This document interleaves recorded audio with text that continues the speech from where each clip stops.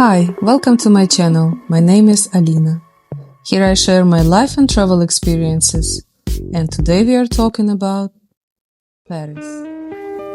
When we think about Paris, we often imagine stereotypes: striped shirts, berets, baguettes, croissants. Since I was a little girl, I dreamed about living in a castle somewhere in Paris. And only later I realized where this dream came from. Movies that made Paris feels like a fairy tale. If you don't have a lot of time in Paris, just a few days, I would start at the Arc de Triomphe. There is a central section of the road where people usually stop to take photos, and it's safe to do so. Behind you will be a gorgeous view of the Arc de Triomphe. If you're interested in history, I would really recommend visiting the Army Museum. Napoleon tomb is there, and it's impressive to see. If you keep going straight down the Champs-Élysées, you will arrive at the Tuileries Garden. It's a large open space that I really love. You can take one of the chairs, sit by the fountain, have a coffee, and enjoy a moment of peace in the city. If you are planning to go inside the Louvre, I highly recommend booking a fast-track ticket in advance, either on the official website or through your hotel concierge. Otherwise, you will be standing in a line for a very long time.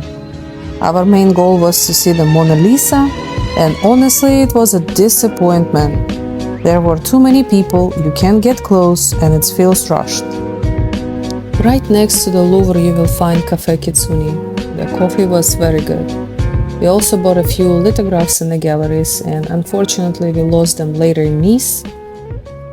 But that's a story for another day. Not far from there is the shopping area near Ritz. My husband bought me an Ami sweater, one I had wanted for a long time, and a diptyque candle. Every time I light it, it reminds me of Paris.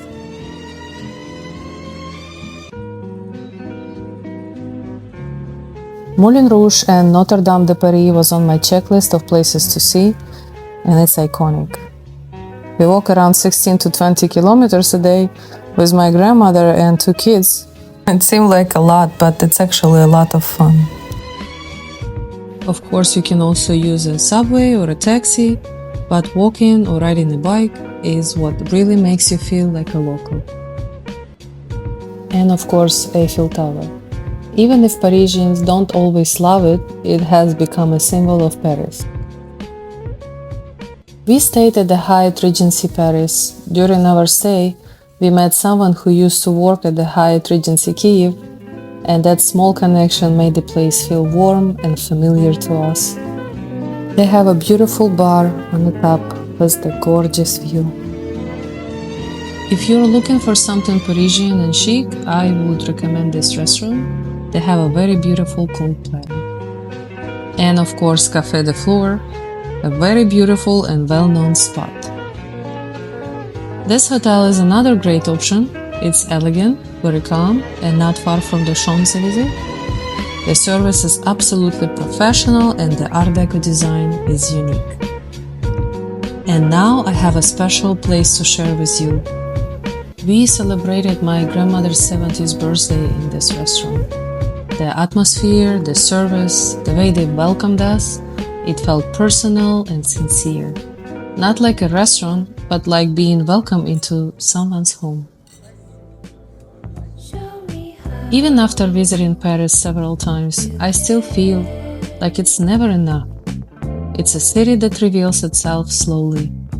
And as a mom, I'm especially grateful that my kids were there with us, even if they are too young to remember it now. Those memories make you cherish those moments.